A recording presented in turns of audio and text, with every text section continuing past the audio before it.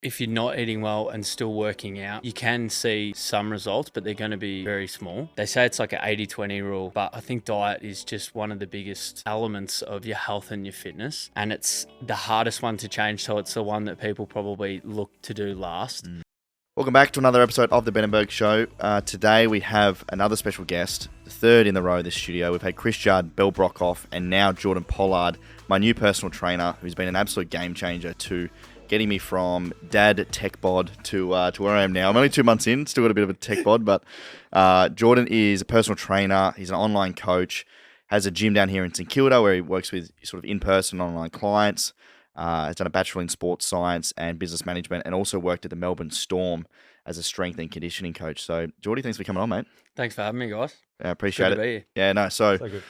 as a lot of our listeners know, Bergs and I are very big on crypto, business, and personal growth. And I went through a bit of a journey in the last couple of months where I realized that I was getting crook all the time. I was working a shitload. I wasn't working out.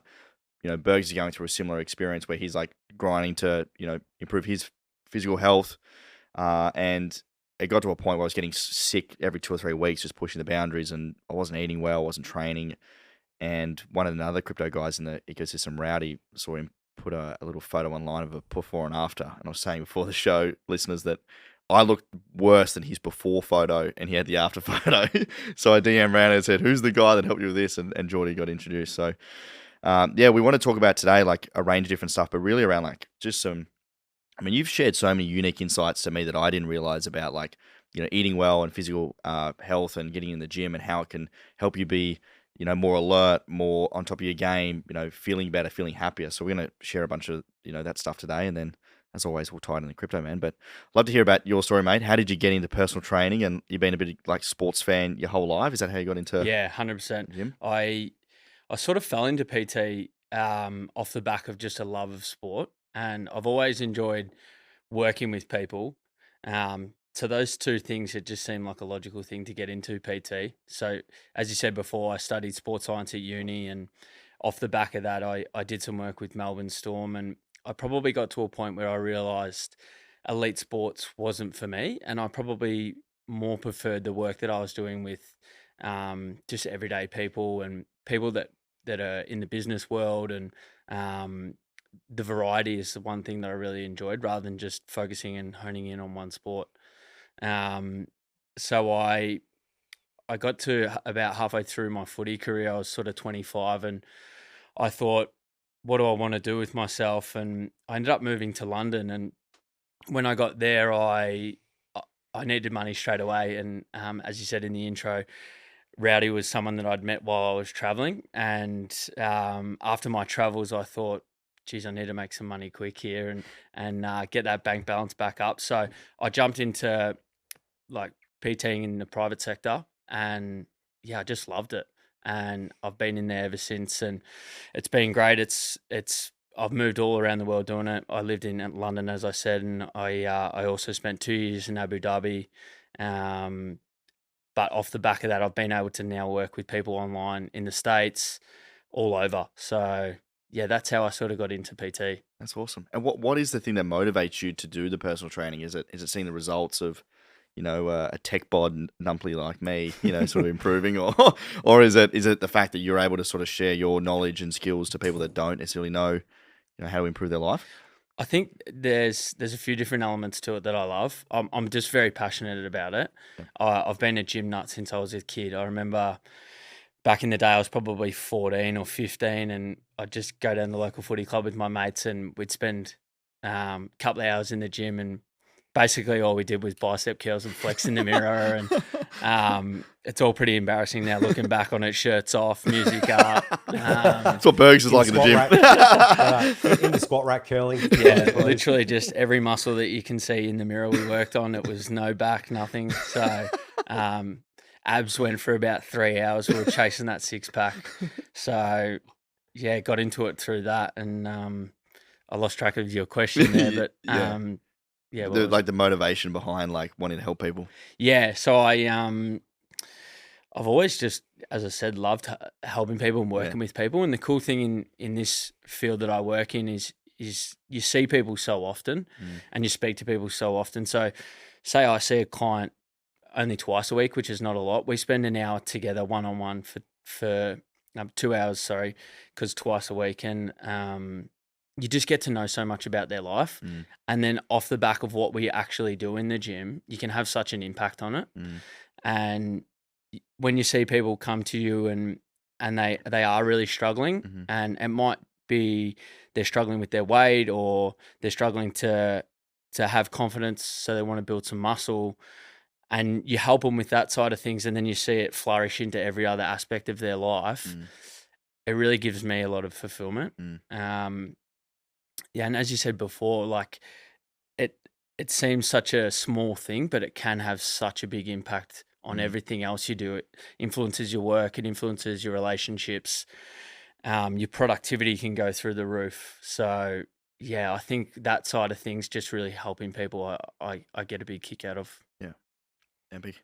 That's awesome. Yeah, exercise is like the secret drug, right? Everyone said if you could put it in a pill, it'd be like the most sold pill in the world A hundred because it percent. just Yeah. makes you feel good, fixes you, just turns on all the switches that you need. What do they say? It's an Like, amazing once you thing. finish a workout, no one ever regrets it, and and the feeling you get after it's always great. I'm sure 95% of people when they start don't really want to do it. I know I'm definitely in that category too sometimes, but yeah, the feeling you get after is great. Yeah.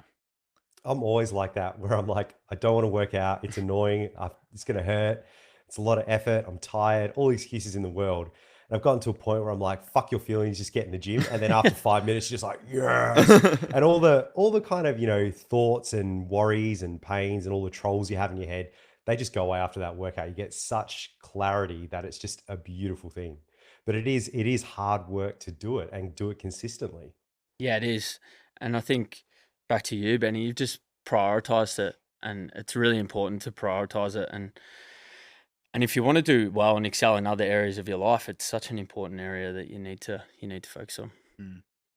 What are Yeah. like the biggest actually let's talk about the science behind it. Like we talk about like the feeling you get after a Mhm. session. Like what's actually happening in your body when you go in and smash out like an hour workout, you're sweaty and you're feeling good afterwards. Especially after cardio, it's endorphins.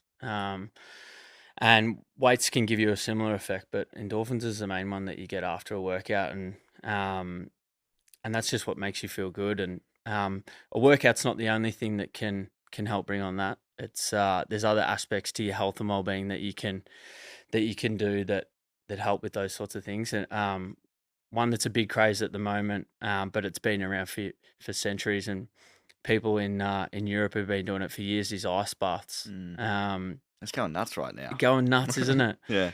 In saying that, we've definitely jumped on the trend at the gym. We've now got a chest freezer, which we're going to Oh, use do as an ya? ice bath and all Okay. that sort of stuff. So yeah, it's the endorphins for Yeah. sure. Fascinating. And the other thing I was going to say was like food intake. So one of the biggest Mhm. things that I was working out 2 or 3 times a week, pretty average, just rolling in and just doing it to sort of tick the box. But my food intake was just shot to pieces, and I think that's really why I was getting sick. And we spoke about it pretty in depth when I was first starting out. Like what I was eating a lot of burgers and pizzas, and just like because I'm on the road all the time, I was just eating shit. Realized I wasn't eating any vegetables. It was just it was awful. And one of the things that I remember you telling me when we were first talking about diet intake was around the serotonin comes from your gut, and like Mhm. how much um you know of how you feel comes from your stomach. And I Mhm. didn't actually know that. It makes sense now, but like what you eat is really how you feel. And over the last couple of months, I've taken a real different direction with what I'm eating. Eating more protein, less carbs, and all the veggies. You know, what are the other impacts of like eating healthy, or even like if you can talk about like the difference of like just working out, and eating shit versus doing both, and the impacts or non-impacts it can have if you're not eating well. Yeah, I think if you're not eating well and still working out, you can see some results, but they're going to be very small. Um, they say it's like an 80-20 rule, but I think diet is just one of the biggest elements of your health and your fitness. And it's the hardest one to change. So it's the one that people probably look to do last. Mm. Everyone looks to do a really tough training session or go on a big run. Um, but that might be for an hour for the day, or it might be, say, you do it 3 times a week. That's 3 hours of the week. We eat so many times throughout the day, and you got to eat every day. Your diet's just such a big part of all that. Mm. Um, and it can flow onto every other aspect of your life. It influences your sleep. It can influence your productivity at work, your mental clarity, your happiness. I don't know if you've ever done a period of time where you've tried to stay off food for a long time, like a long fast or anything like that. But or if you're super hungry, you can get really cranky, Mm. and it can. I've seen people that go either way. They try and diet really hard, and that can affect the relationships, or they don't diet properly and eat junk food all the time, and that can affect their relationships, and it can affect your family life, your business life, everything. So it is so important to, where you can, prioritize it and eat healthy. Mm. Mm. And what does that look like? Like if we use Ben as an example, and I just like how you're saying people getting hangry, mate. That's me every day, right? Where it's like I'm too much on the computer. Like previously, I would have, I'd prep my meals and I'd eat before I was hungry, and that was fantastic. Maintain like, a sanity level throughout the day. Haven't been doing that for a while. Miss a meal, get really hangry, just completely shit. Ben has said eating differently has changed his life. Do you maybe want to talk a bit about what plan you've got Ben on and what he's actually doing differently? Yeah, so there's some common things I always see with people when they come to me and we look at their food. And probably one of the big ones is not getting in enough protein. So I know that's something that we spoke about. Protein's what keeps you full. It helps with recovery, muscle growth. It really complements the stuff that you do in the gym. So that's a big one. And then just overall, probably not enough intake of fruit and vegetables. It sounds so simple, and it's something that we probably learnt from young ages, but putting that into practice is much harder than it sounds. And then especially if you add in stuff like busy lifestyles like you've got, it can be a bit of a juggling act. So what does that look like if we even simplify it down to a plate even? Majority of your plate should be fruit and vegetables. I'd say a half split. And then on the other half, you should have a quarter protein and a quarter of carbohydrates is normally what we would go to. But it depends on the person and the schedule, how you fit that in. And I guess that's where coaches come in and they can help you individualize your approach, because as you said before, it's going to be very different for you compared to Benny. Different situations, you might be juggling different aspects of your life. You put kids into the mix, you put a partner into the mix. There's a lot of things and a lot of factors that come into play. Yeah, but it's very much a common sense approach. I'd encourage people not to go down the path of thinking that they have to be on a certain type of diet to lose weight, or a certain type of fasting approach to gain muscle. Yeah, it's just common sense stuff. It's try and prioritize protein, get in lots of fruit and veggies. Don't be scared of any of the types of fruit and veggies, and minimize as much as you can those processed foods. Yeah, and for me, I think it was being just conscious or aware, and I feel as though like I was just asleep at the wheel for so long until we spoke about it, and then I started being conscious about what I was eating. I was like, "Fuck, I'm just eating bullshit over here." Like, I would just get a palmy, I'd eat chips, I'd just get burgers, I'd like on the weekend have a few beers, have Macca's the next day, and it's just like when you're conscious, and I feel as though, like I wouldn't even say I'm on a diet. It's like just being like you were just like, look, you need to have protein in every meal, sort of cut down on the carbs of a morning. I was having like big bread, bacon and eggs, a roll or something of a morning, and I was craving carbs by the afternoon. I've cut all that out, just do a protein shake in the morning, do the Muscle Chef meals of lunch with the veggies, doing double lunch. So like we've spoken about before, like when I'm not eating in the morning as much, like having a lunch and then having like a 3:30, 4 o'clock meal, more protein, and then at dinner having maybe another Muscle Chef meal or Subway or something like that, and cutting out all the fast food. And I think just being conscious for me, just thinking about it's really helped. Yeah. Yeah, I think that has a massive effect, because it's very easy to get into the cycle without even knowing, and eating bad. And as you said, it's a prime example of most people's weekends. It's okay, let's go out with friends or family. We might have a few drinks. Next day you feel hungover. It's like, okay, maybe some Uber Eats. Let's get a bit of Macca's. Yeah. All of a sudden I've had a bacon and egg McMuffin for breakfast, and I'm going to KFC for dinner. Like, I mean, not everyone's that bad. Yeah. But yeah, it's very easy to get in the cycle of not eating properly and prioritizing your health. 100% the first step is being conscious of that Yeah. and knowing that you're in that. Yeah. How does alcohol play into all of this? So Ben's a lad, he likes a few frothies. How does that affect your training, your sleep, um, just every kind of day activities? Like if your alcohol consumption, if someone comes to you, right, essentially what you're asking them to do is, hey, I want you to change all your habits. They're gonna have to do really hard stuff like exercise, change their food, and potentially change their alcohol consumption as well. Do you kind of go for reduction, elimination? How does it affect people, and what do you generally advise your clients? I think with anything, it's balance. I always try and preach balance. I'm the same as Ben. I come from, as I said before, footy background. We love having a few beers, and I'm not ever going to tell anyone stop drinking or when you get to the weekend and you go to the footy or whatever, don't have a few beers because it's just not the case. And I want people to be able to enjoy the finer things in life. I love a glass of wine. Mm. I think I'm getting old now that I'm enjoying wine. It's yeah, I feel like my dad in some aspects saying that, but yeah, it's balance and it's pick your battles and it's be conscious of it, like you said before, so that it's not Thursday, Friday, Saturday night we're having a drink, or we come home from work and before we know it, we've tucked into a bottle of wine, and instead of having one glass, we've had the bottle. Mm. It's just being conscious and prioritizing your health, as you said before. It's that first step. But yeah, I'm never someone to say completely cut your alcohol. In terms of back to your question, how that affects your results, it probably looks like I'm wearing two watches, but I'm not. I've got a Apple Watch and a Whoop. Whoop measures your recovery. It shows things like heart rate variability, gives you some awesome data. And basically on the app that it uses, it'll give you a recovery score each day. And you'll either be green, yellow, or red. And that gives you a gauge on how rested you are and what's going on inside your body. Every single time I have more than 3 or 4 drinks, I'm in the red. Whether I have 10 hours sleep, whether I feel rested or not, there's things in there like your heart rate variability, as I said, will be lower. Your body temperature might be up. So alcohol does really affect your your results and your body and how you're going to perform the next day. So just be mindful of when you choose to do it.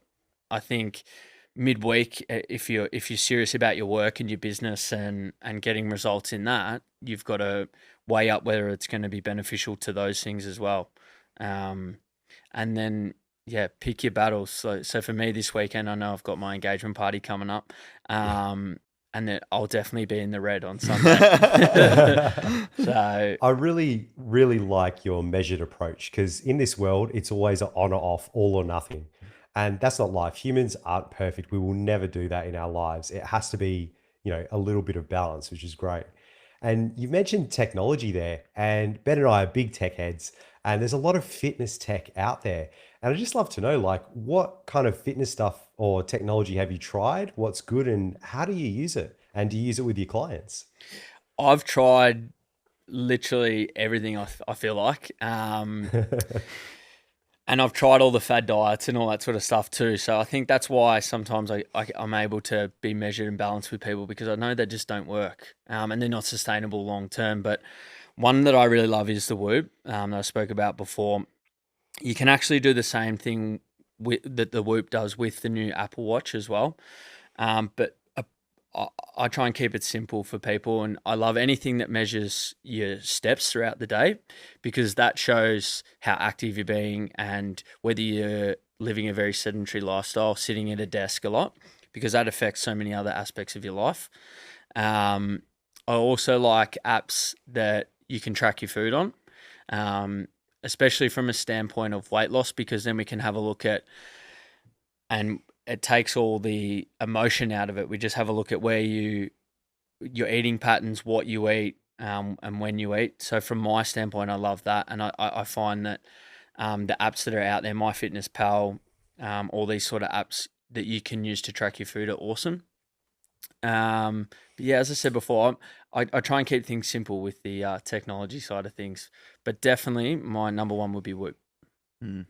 Excellent. You see a lot of stuff with tech bros where they've all got their aura rings, they're having ice baths, they've got their 8 sleep where it's really cold, and they're Yeah. just doing a whole bunch of stuff. That One was other me thing when I that's, was younger. yeah. I measured like my blood ketones, my blood glucose. Like Oh, people would have been like, "Oh, this guy must be diabetic," but I wasn't. I was just like very intrigued in what was going on in the body, and yeah, I look back on it now and I'm like, some of this stuff's crazy, but yeah, people had that with the continuous glucose monitors where it's literally in a vein in your body measuring your glucose. I'm like, yeah, you're a tech bro. You don't need to go that hard. You're not an elite athlete. You're not diabetic. You'll be sweet, bro. Like just eat a bit better, exercise a bit more.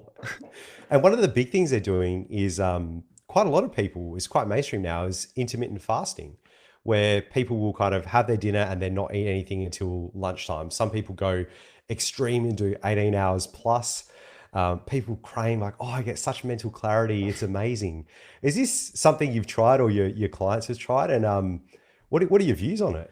um, I think fasting can be great, and uh, it- it's very individual. Like I think the most common approach is the 8 hour eating window and the 16 hours of fasting, and it really depends on your goal. So if we look at someone that's a weight loss client, my only thing that you got to be careful of with fasting is it doesn't give you a license in that 8 hours to go crazy. And that's what sometimes happens. So you might push your eating out till midday or 2 in the afternoon so that you can eat till later in the day, 8 p.m., 10 p.m. And they get to that period and it's like, I'm so hungry that I'm just going to fucking eat everything. And you Yeah. need food at that time when it ticks over. And it's, okay, what's the quickest way to get some food in? And it can be a little bit unsustainable. But I have clients that do it and they do it in a measured way and it gets great results. And they find that they have great mental clarity throughout the time that they don't eat. And then they're also better able to stick to the food that I sort of prescribe them. So I definitely encourage people to try it. I'm not too sure about the extreme levels of fasting that some people do because you can do 2 and 5 where it's like long periods of fasting. Some people go in and fast for more than one day. So I haven't ever got that extreme. So I can't comment too much on that. But yeah, I think it's great, but just make sure that it still fits into what your overall goal is. That's great. Probably a year ago, I did intermittent fasting where I'd kind of have my dinner and then not eat anything until lunch. Might have a black coffee in the morning. And mate, by lunchtime, my body was just like, I fucking need calories. It's literally just like in my mind, I'm picturing Hungry Jacks, right? And I hardly ever eat Hungry Jacks. And it's like, you have to go get HJs. I need calories. I'm fucking dying. And I had to deal with that every day. Like I had my lunch prepared. I'd go and eat that. Did And you towards the find end you of it, I'm eat like, more when when your window opened? Did you find that you just smash food? oh, fuck yeah. I was Yeah, so hungry. So I'd literally just have my lunch at 12, 1 o'clock, hungry again. And then I'd have to eat more and more during that window. yeah, And I was doing meal prep and it was healthy food, but it just didn't suit me at all. And I didn't feel much different. I didn't really get the clarity. It was hmm just easier because I didn't have to make breakfast. That's about it. And it just wasn't there for me. And then I just went back to eating, oh, 4 or 5 meals a day, just smaller, like the protein, everything that you suggested.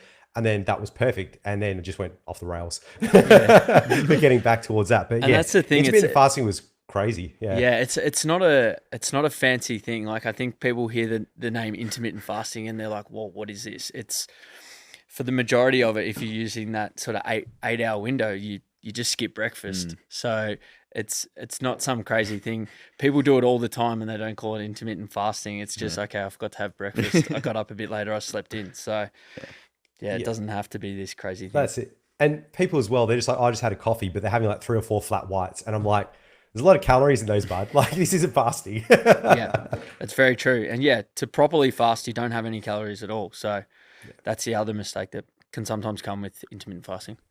What about sleep, mate? We speak about sleep a little bit. I think for a lot of people, whether in business, crypto, investing, trading, like, you always see social media, like, things are always on. I really try to work on my sleep as much as I can because I know it has a big sort of impact on your day and your energy levels. Amongst everything we spoke about, gym, eating, et cetera, et cetera, like how much does sleep play into your ability to have energy and Sleep is persevere? massive. Yeah. It's like Yeah, it's up there with diet, I would say, in Yeah. terms of importance. Yep. Um, and there's so many things that you can do to improve your sleep. Obviously, prioritizing is the main one, but a few approaches that I really really like is the temperature that your room is. Hmm. So you want a temperature that's cool, um, and is quite comfortable. So for some people, that's a little bit different, in terms of the exact temperature that you use, but using things like, a fan or an air Hmm. conditioner to have a steady temperature throughout the night is great, Hmm. so that you're not too hot or too cold. I really like the approach of making sure your room is completely black. Hmm. Um, my room at home is we have blockout shutters on the window, and if I shut everything out now in the middle of the day, it's completely black, Hmm. and that's how it should be when you sleep. Hmm. And you need to make sure that, like, if your TV's got little lights on it or Hmm. any sort of technology that you have in the room, it doesn't, increase that brightness, because that really affects how you sleep too. Mm. And then just really basic stuff like prioritize a really great bed. You Mm. spend a really great mattress, I should say. You spend so much time on it. It's like Mm. a third of your life you spend sleeping. So prioritize a great mattress and a great pillow. Mm. I'm a big fan of memory foam pillows. Mhm. Some people use two, some people use one. Pregnancy pillows, some people use. So you just got to find what works with you. But yeah, they're definitely approaches that I like to use towards sleep. Mm. And Yeah. what about leading up to sleep? So, I can get to my bed, that's no worries, but like things like, getting off screens or having a sleep routine, do you find you have a certain routine or things that you recommend to your clients in order to actually get to sleep along with, the block out blinds and everything? Yeah, I think a sleep routine can be great. Um, but I think that gets over prioritized over other aspects that are more important. I think a regular sleep, like going to sleep at a regular time and waking up at a certain time, is far more important than wearing blue light blocking glasses before you go to bed. Mm. If you're regularly going to bed at completely different times, your body just has no idea what's going on, and your circadian rhythm is completely out of whack. You can sleep you can go to bed and be watching the TV before, but if you go to bed at a regular time, you probably have a better sleep than if you did a complete sleep routine, but you went to bed 3 hours later than you normally do. So I would say prioritize a routine as much as anything, rather than the sleep routine itself of different bits and pieces. So just try That's good and, advice. yeah, similar time each night. And Awesome. then And Ben, yeah. mate, how's your sleep going since you've started exercising and eating a bit better? Have you noticed a difference? Yeah, I do, and it was a really good point you make, Jordy, because Sunday night, was out for dinner and had a few drinks, and then got back trying to get to bed by like midnight, 12:30. I felt tired, but I couldn't sleep for like an hour or two, like drinking, and then also just a different time. I usually go to bed about 10:30. So yeah, for me, it's getting a lot better. For me, it's more the mobile phone though, like social media and content just going off chop. So I'm thinking about work, and I'm still like wired. I'm still on the couch on my laptop. Like that's when I'm not winding down for the night. That's when I don't sleep well. So putting my phone away 30 minutes before, bed, just watching some TV and winding down has gotten a lot better. And then I've used the Headspace app as well to listen to like sleep casts and music before bed, which has been a big game changer. So Yeah, I'm a big fan of the Calm app too. They yeah, have yeah. some similar ones that you can listen to before sleep. But I work with some like business people, some accountants, all that sort of stuff that have super stressful jobs, Hmm. and you've got to think about it in terms of when you wake up, how your productivity is going to be. Mm. So as you said before, it's really good that you can prioritize half an hour before bed, Mm. because on the flip side, when you wake up, you're going to be so much more productive that next day than Yeah. if you try and extend that working Yeah. day out a little bit, and you go to bed and your mind's racing, racing, racing, and then you can't sleep. Can't Yeah. sleep leads to tired the next day, and then Yeah. your productivity's shot for the The whole whole next day. day. Totally agree. Mm. Yeah, and I find that morning of the next day, like, or any day, is the best part of the day to get any deep work done. So when I get up, don't look at the phone, and I try not to get on any social media till like lunchtime. Try and avoid emails and just get straight into the deeper work, because by the afternoon, it's you're sort of already getting foggy. Yep. What about like when you're in the gym, mate? Like you and I were speaking this morning around like even working on your legs, and like my flexibility was shot. When I first started, I didn't stretch when I was going to the gym every day now. Geordie's got me onto this like stretching routines at 10, 15 minutes of stretching. Never really done that in my life. Played golf on the weekend and got around 18 holes like without a skate, like didn't feel sore or anything. What is the I guess misconceptions or like reasons why people should be thinking about stretching and flexibility and even like working on things like your legs and squats and things like that?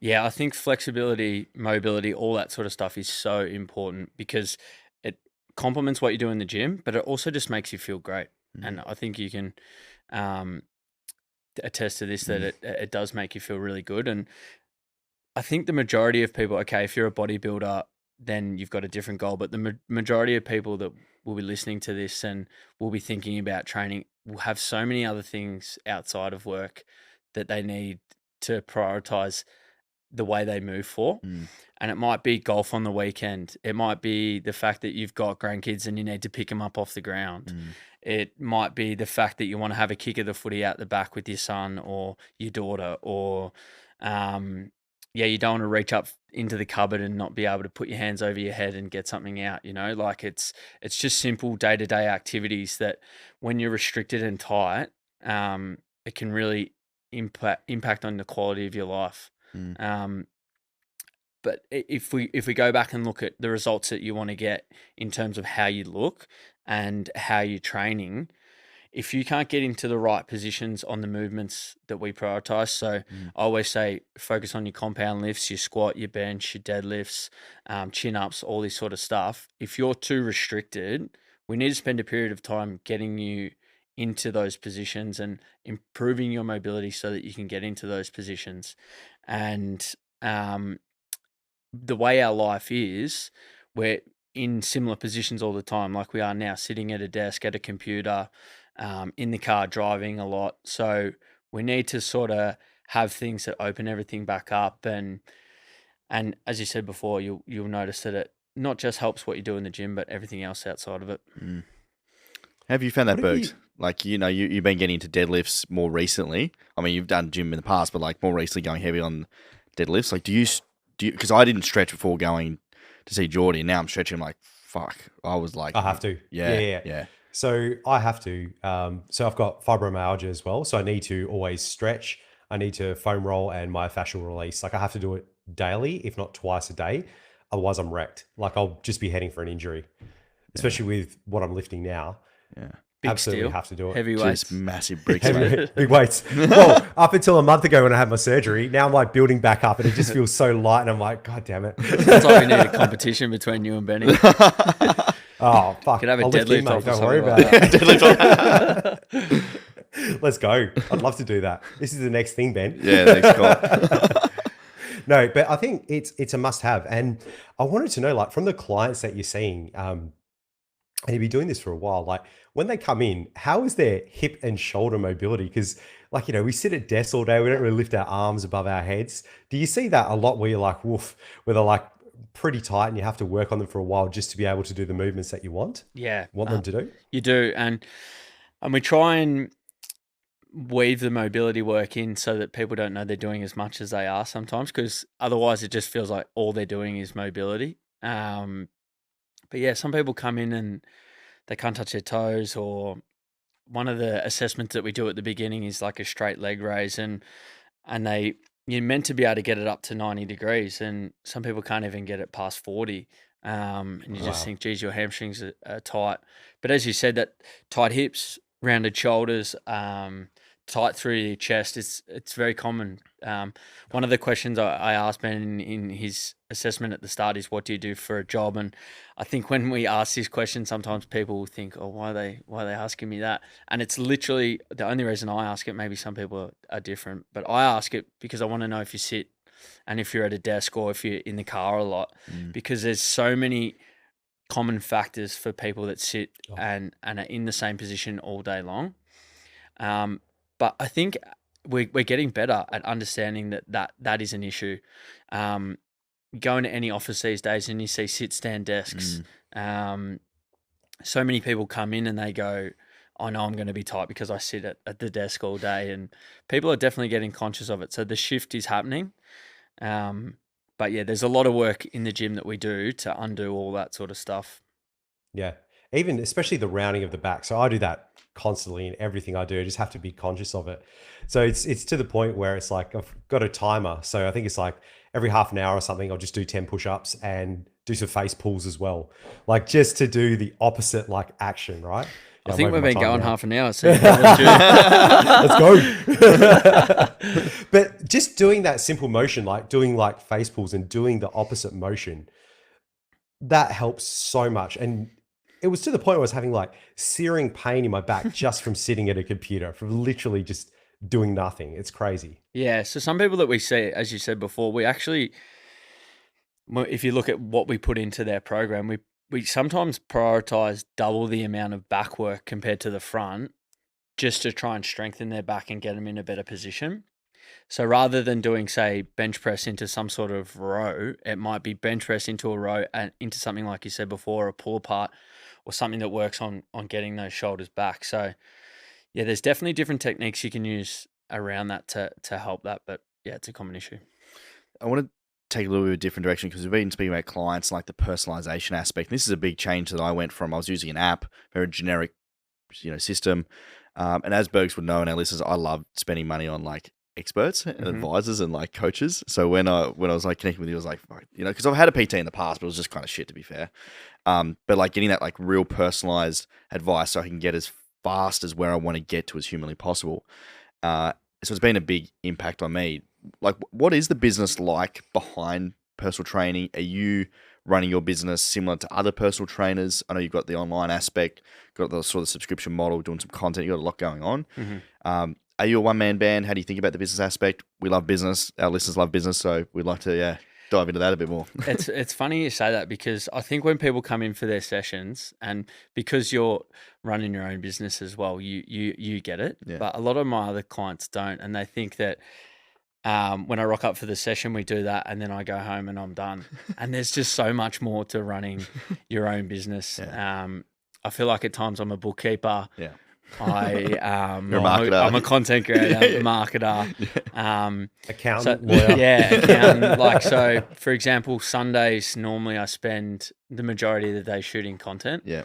I've got a couple of people that are awesome help for that for me. My partner's little sister is actually a little bit of a TikTok superstar. So shout out to Shanae. She does all the chopping of my videos and stuff like that for me. And one of my other clients works in social media too, and she takes great photos and videos, and we do some more professional stuff with her as well, not just the amateur stuff that I shoot. So yeah, there's just so many aspects to running your own business. We're in the process at the moment of hiring someone else as a coach. Yep. Our business is expanding, and it's expanding quick, and we've probably got to a point where we've got too many clients for us to handle. Yep. And we need more people. So that is bringing its challenges in itself. And I'm sure you've got many employees under you. It becomes a whole different ball game again. It's not just about being a coach and knowing what to tell people to eat. It's now about managing other people to do the same. Yeah. Personally, I'm loving that shift, and I love that business side of things too. And back to your question at the start, why did you get into personal training? Is I think I really enjoy all the aspects around running your own business as well. And it gives you, yes, a lot of freedom, but there's just so many other things that you have to think about, which I love. I'm sure my partner at times is like, geez, can you get off your computer? And can, like, 9 o'clock at night, I'm still doing stuff, and she wants to talk about her day, and I get in trouble sometimes because it's, as you said, you can be all in, and you can really invest a lot of time into it.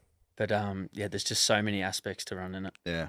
You can imagine. Tell us about your subscription model. How does that work for being a PT? So for my online business, I have a few different. I have 3 different things that I offer, and the main one is one-to-one online coaching, and then I also have a bit more of a generic program that's not individualized for footy players, and then what I like to call your everyday athlete. And my style of training always comes back to a performance element, and I think performance for different people looks like different things. It might be you want to be more productive at work. It might be you want to be able to pick your grandkids up and take them to the park. For some people, it's I want to be better at footy. Or I want to be better at basketball. So yeah, they're the sort of 3 products that I offer for my online business. And then in terms of the in-person stuff that we do, we have semi-private training, which is similar to like a group model, but you get an individual program. So it sits somewhere between a class and a personal training session, and then we offer one-to-one PT as well. And how does the online one-on-one work? So if you're a one-to-one client with me, I write you a training program. So initially, sorry, I'll go back to the start, is we do an assessment.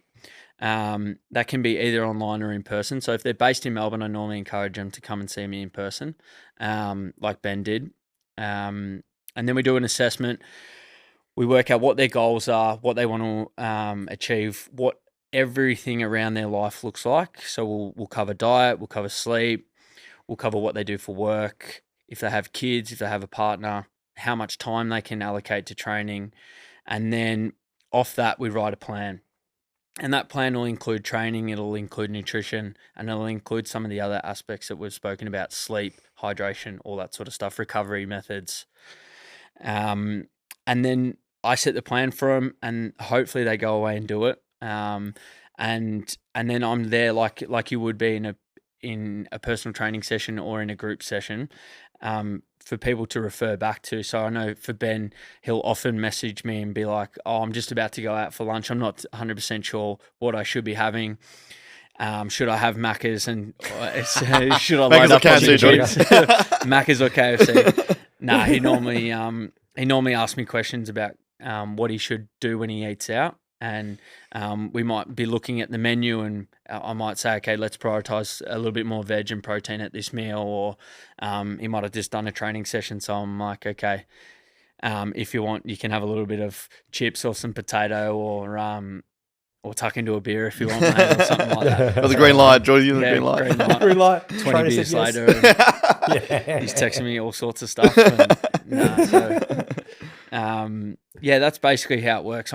It's basically like a virtual personal trainer, and it gives people the freedom to be able to do it in their own time and in their own environment. I totally understand that the gym's not for everyone.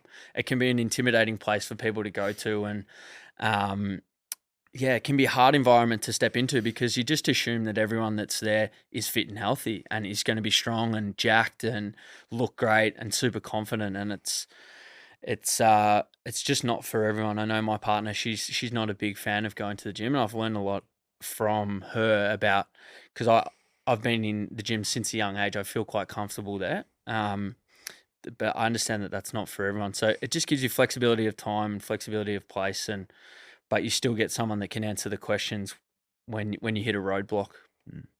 Yeah, that's excellent. Yeah, I'm not a fan of the gym either. Like, I feel comfortable there, but it's just so annoying. Like, dealing with other people grunting, or like using too much equipment, or like, I'm just like, fuck these people, man. Or like not wiping something down. I'm just like, nah, I'm just going to work out at home. I feel like while my weight's in a rack and I'm done.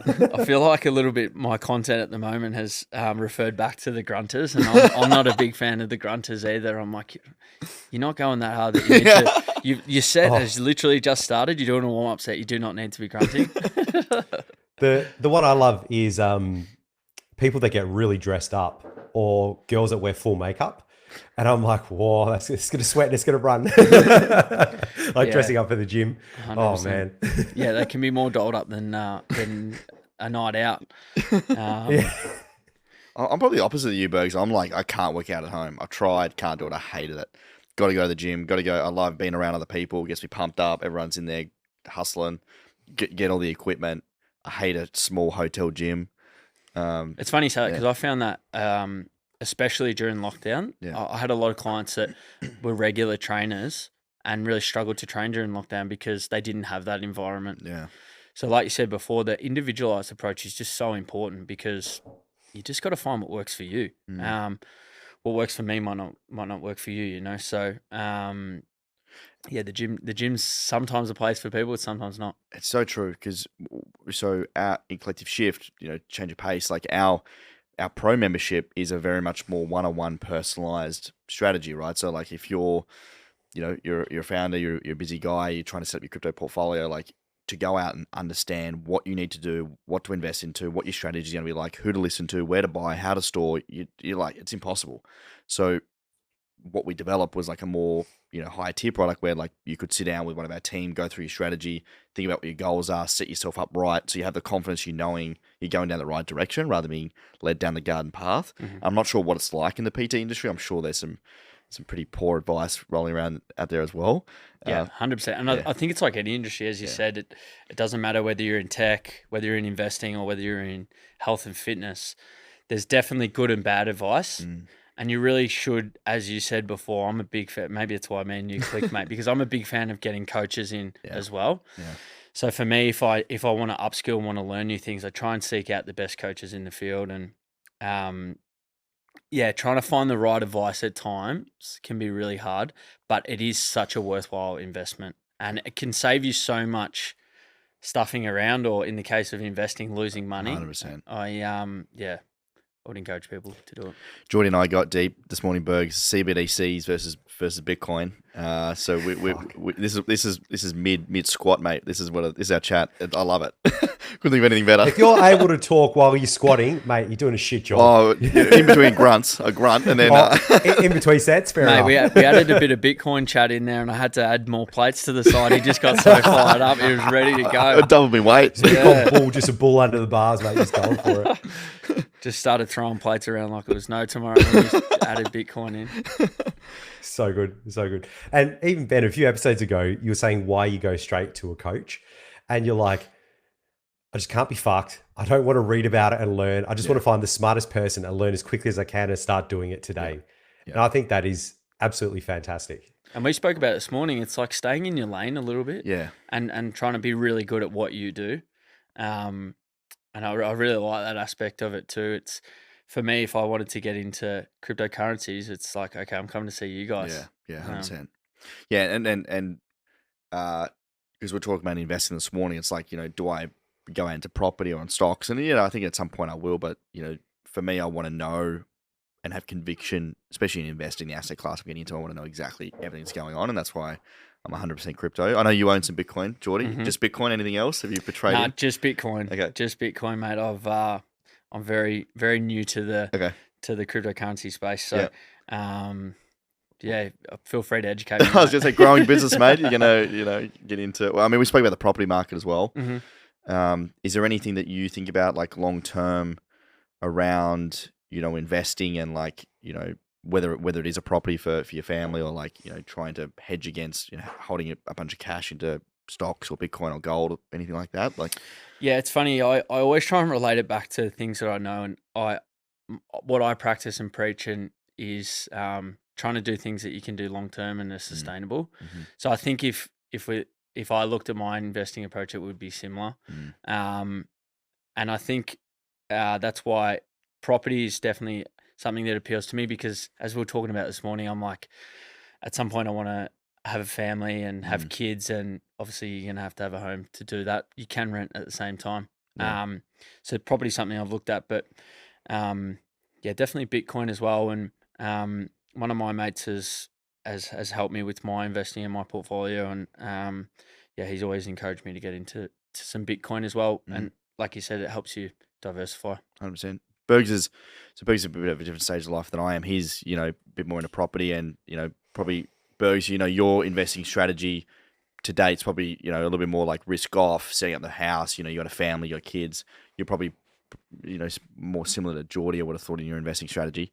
He's calling us old, mate. No, well, I wasn't. See, the chops on this lad, mate. If I was there, he'd click across the ears, mate. I think definitely at my stage, it's more about diversification and wealth protection, as well as some growth. So even though I say that, I still invest in crypto, right? And I think a couple episodes ago, like maybe I think it was 15% of my net worth is in cryptos, quite a bit in real estate, cash, and then other things as well. I don't think there's one asset class that I don't invest in, but it's definitely less risk on than Ben, where the majority of it is in his business and in crypto. So, but again, at his station in life, when you're 24, I would say you would have more money than most 24-year-old. I was broke at 24. I had university debt. I was probably like negative equity. You have a business, you have some crypto as well. You're doing quite well. And that concentration, I think, I believe is a good strategy in order to create wealth. Everyone says that, like, VCs are going, or you create a company, you start a business, or you invest in one type of thing that you really understand very, very well. That's how you create wealth. Once you've done that, then you have to diversify and keep it. And that's kind of the station that I'm at the moment. Yeah, and similar things. So I've got a primary place of residence, and you're spot on. When you have a family, I didn't want to rent anymore. I'm like, nah, fuck that. Like, I don't need that problem. I don't want to keep changing houses. I want somewhere we can live, something we can create our own. I could drill bloody holes in the wall and I don't have to worry about. And now I'm at the stage of looking at investment properties as well. Yeah, it's funny you say that about Ben having more money than most 24-year-olds. He told me this morning he has an assistant, and I was thinking, I was at 24 so far away from having an assistant that wasn't even on my radar. I was worrying about getting to uni on time. But That's exactly it, mate. but You're yeah, worried about like what time the pub sesh kicks off. There's happy hour, mate. yeah, that's it. I think for like, we speak to a lot of business owners that are maybe growing their business, earning dividends, having a bit of cash on the balance sheet. And like, this is where I was a few years ago and thinking of ways you can hedge against that because, I'm not sure who I was speaking to today about, like, we did an episode recently around inflation. So cost of living in Australia, roughly 6%, over a 10-year period. If you save in cash $100,000 over that 10-year period, by the time the 10 years up, $40,000 of that's lost due to inflation and cost of living. So like if you're saving cash, it's just through inflation, you're actually losing out unless you're holding assets. And property is a great way to diversify. But for me, Bitcoin and some of the altcoins are a great way to also hedge. Bitcoin for me is number one. But if you're wanting a bit more risk on, investments, you've got some other sectors that we talk about, a collective shift, whether it be like Ethereum, DeFi, Metaverse. Like these are like early stage investing that we don't know. We can't predict what's going to happen in the future, but it's some areas that we like to put assets in. Put money in. But yeah, I think in pretty much every portfolio, even if it's just 1% of your total wealth in Bitcoin, the asymmetric upside, like the potential of what Bitcoin could do, is insane versus the downside of a 1% loss in your portfolio. Like it makes so much sense for me. Yeah. Absolutely. You're not going to notice it. And I guess the unsaid thing here is both Ben and I would say a considerable amount of our net worth was made through crypto and specifically altcoins, where we invest in a lot of things, but we put a small amount of money into Bitcoin or large in Ben's, and then maybe 1 or 2% of your portfolio into certain altcoins. And that enabled us to generate like a decent amount of wealth and then put that back into Bitcoin and reallocate. And it's that asymmetric upside where it's like 1% of an already small portfolio, but it has the potential for quite significant gains. I'm so glad you said that because I've got Bitcoin in my portfolio. But it's funny you say that about diversifying because when I first got into investing and I put some money into shares and all that sort of stuff, it was something that people always told me to do, and I found that I didn't probably do that enough. And all of a sudden, we're in a period where the market was going down and my portfolio started to go down. And I was lucky that one of my mates told me to get into some lithium, and it really just helped me keep my portfolio at a steady level rather than it really, really dropping off. So yeah, I think why not diversify in a little bit of Bitcoin? 100%. And you can also have a really boring strategy. Like, people think you need to have 50 grand, 100 grand just to dump in there like tomorrow. Like, that's not how you don't need to do that. Like, you look at some MicroStrategy. It's a NASDAQ listed company. They're a software analytics company. The CEO of that company is a massive Bitcoin fan. He's been buying Bitcoin over the last 3 years. High price, low price. He now owns, I think, 140,000 Bitcoin at approximate value of 29,000. He's just ticked into the profit. Bitcoin ticked over 30,000 US, $4.8 or $4.1 billion worth of Bitcoin, right? You're not going to have that much money just pile in at once. But if dollar cost averaging and buy every week, you can average out the prices. You don't have to worry about whether it's up, down, sideways. Just continue to accumulate. That's what we teach and what I've been doing over the last six years. And I started with nothing. Like, I'm from Tasmania, like, middle class family. Like, you don't have to have a lot of money to start. And that's what a lot of people get wrong, I think. Yeah. And even when I started investing, I didn't have a lot of money, but it was just small amounts and adding time. And even with crypto, when I say altcoins, the largest one for me was Ethereum, where you're buying it between $80 to $100. And then that 10x. And if you put $1,000 in, that's 10 grand. It's a significant amount of money that you can do other things with. So you don't need to start with a lot of money. You just need to start, whether that's shares, whether that's crypto, whatever you're investing in, get started today. Go and look up a compound interest calculator and work out if you put in $10 a day, compounding at 7%, what you'll actually end up with when you retire. And it is significant. From And the a earlier you start, the better it'll be. from a beginner standpoint, for someone like myself, compared to other things that you can invest in, Bitcoin can be quite volatile, go up and down. What's your advice for people that want to get into Bitcoin and are going to experience that volatility? What would you say to them? I think it's just, first of all, not putting in too much that it's too emotional to bear the ups and downs. If you put too much money in and the stomach churns when it's down 10%, you put too much in. I did that when I first started. So it's putting in an amount that you're happy to lose, I would say. So if it's 1% of your portfolio, let's say you've got $10,000 of savings, just put in $100, right? And then just see what happens. What I would do, and what we teach most people, is just to put a percentage of your salary in each week. So I put 30% of my salary in each week. It can be down to 1%, 5%, whatever it is. And just accumulate. You can do it through things like Get Paid in Bitcoin or Bamboo app or CoinSpot or Swift. There's so many exchanges you can do it. Just buy a little bit every week, and then you don't have that emotional attachment to it. Put it in a ledger, store it away, and just forget about it for 4 or 5 years. And, we can't guarantee anything on this podcast, but the market is only heading one direction, in my opinion, over the next 5-10 years, and it's not downwards. Yeah. The projections by some of the biggest funds in the world are quite significant. Like Bitcoin hitting $1 million by 2030. And it sounds laughable, but when you look at the methodology and theory behind it, you're like, okay, this is starting to make a lot of sense. And it might not hit that amount, but the things that they're saying, it just, the thesis on Bitcoin is so damn good. And like Ben was saying, I think a key thing for me as well was dollar cost averaging in and only doing a small amount so you sleep well at night. But when you start to look at that amount and that amount's going down, so let's say you went for 20 grand, you went up to 60 grand, you're averaging in and bang, it's down to 16. You need to have your strategy written down so you can actually look at it and be like, okay, I'm doing this because, and it might be something like I'm dollar cost averaging over the next 5 years because I want to get to this amount. Once it hits a certain amount, I'm going to start averaging out and taking those profits, and then I'll start going back in again. I think having that strategy written down so you don't become emotional, like I'm losing money, because if you sell, you've definitely locked in that loss and you've lost money. Whereas if you don't sell, you have the opportunity to add time and then collect profits. It's funny. Your advice is very similar to what I say to people in my field as well, and it's play the long game. It's be patient. It's have a plan. They sound like really simple approaches. Consistency, yeah. It's like little bits each week, rather than trying to go for something that says you're going to lose 40 kilos in 2 weeks from eating a certain 100%. pill. It's like everyone wants the cheat code, right? That's where people go wrong in Yes. crypto. They try and make money too fast. They get into some crazy DeFi yield return thing, and you lose because it's just not sustainable. It's not real. Like shortcuts are, they're not the reality in most cases. This is what you see in fitness as well. Like a lot of my mates do it, where they get on these bloody meal replacement shakes, exercise like mad bastards, and then they do that for maybe a month or something like that. And then by that point, they've lost weight, right? Which is really a lot of muscle.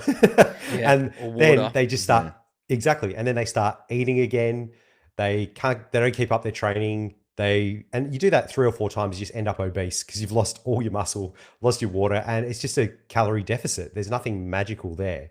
100%. But they're actually not Agreement. maintaining with the way that they're actually training.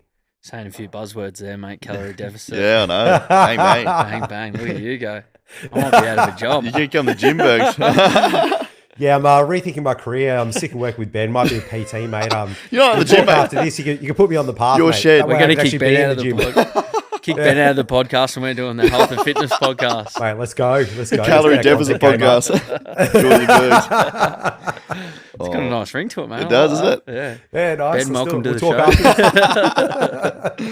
show. after. Jordy, this has been phenomenal, mate. What are you sort of, if someone's sitting at home listening to the pod maybe they're not at the gym just yet, but they're thinking about wanting to get their health in order, what's the first thing they should start with? What's something that just get them going? I just think get into it straight away and try not to think about it too much. You're just gonna influence your whole life for the better if you jump in. We were speaking about it this morning, and I think I'm not for an all or nothing approach, but I think sometimes it's good to just jump into something, and hiring a coach is a great way to do that because they're going to get rid of all the questions that you have. They've probably made those mistakes already themselves before. So try and find people, whether it's a coach, a mentor, someone that you can train with that you can be accountable to and that can help you on the journey. But yeah, just get started. Stop thinking too much about it. People aren't going to care what you look like when you walk into the gym. They're more worried about themselves. So yeah, just start would be my one big bit of advice. Yeah. It's great thoughts, mate. You also do some content online, which I follow. Where can people check out some of your stuff, mate? Jordan Pollard PT on pretty much everything. TikTok, Instagram, YouTube, all that. Wicked. We, Bergs, Jordy and I often have some content strategy between Bitcoin, CBDCs and squatting and grunting is that's our session. 95% of Ben's sessions grunting. There's no one else in the gym. It's just Jordy and I. So Ben's been on his social media game a while. He's now known as Mr. LinkedIn. And I was like, oh, you're that LinkedIn guy. What were you saying the other week? Some random woman came up to you and she was like, oh, did you find your bag? And you're like, who are you? Yeah, I was in the elevator. Yeah. No way. Going to an event and she's like, did you find your bag? I was like, pardon? She's like, oh, I saw your post on Twitter this morning. I was like, oh shit, I did actually. Thank you. There you go. I like it. Lifting in strategy. How good. Thank you very much, mate, for coming on. That's been super helpful, and I hope everyone at home, enjoyed that. And I've certainly enjoyed working with you, man. So if anyone's in Melbourne and wants to get serious about their health and fitness, hit up Geordie. He's definitely helped me out. So thank you everyone for listening. Bergs, did you have something else? Mate, Ben, yes. I want a commitment from you. So you've talked about old mate, and he had a before and after photo, right? Yeah. And you're a self-professed dad bod, even though you don't have kids. And now apparently you have 4 abs. So you've been going, maybe a couple of months? When are we going to get the after photo, mate? That's what the fans want. Oh, the after photo. Yeah. How long's Rowdy been going with you for? He's probably a year in now. So I think he did the 75 hard. So I think his was about 75 to maybe 100 days apart. Yeah, fuck, he's going to look a lot better than me. 75-day hard. 75 hard. It's like, I reckon you just got to commit, mate. I'm not committing soft. to What are you talking about? I love a skewy too much. It's not happening. Oh, mate, we need a date. How long do you reckon? All right, Jordan, how long do you reckon you give him from here for a photo where the before and after will actually be significant? I always say 3 months is a good 12 weeks. Yeah. All right. It's going to be good because I know Benny's traveling a lot over the next few weeks, so the pressure's going to be on. Strapping the Shiraz rolling into the... Mate, that's it. You're going to have to do double workouts every day. You're going to eat like an apple. That's it, mate. If we do push-ups on planes. Yeah. Oh, dear. Give me a year. Come back this time next year. A year, mate. That's significant. That is significant, yeah. I want it to be Good Friday. I'm not putting the rig out for... Mate, we'll get in a studio like this. We'll oil you up, a few lights, we'll work your angles. You'll be right. We could probably do it today if you want. Right, I'm not committing to anything on this podcast. Come on, peer pressure. That's loser talk, mate. Yeah. Now, thanks everyone for listening in. If you've got a friend or family member, colleague, work, boss that needs to get in shape or, wants to, shoot in this podcast. We'd love for you to share it around, and please leave us a little review, good, bad, or ugly, on Spotify or podcasts and Apple Podcasts. And Bergs, will see you next time. Catch you then. Thanks so much, Jordan. See you later. Thanks, guys.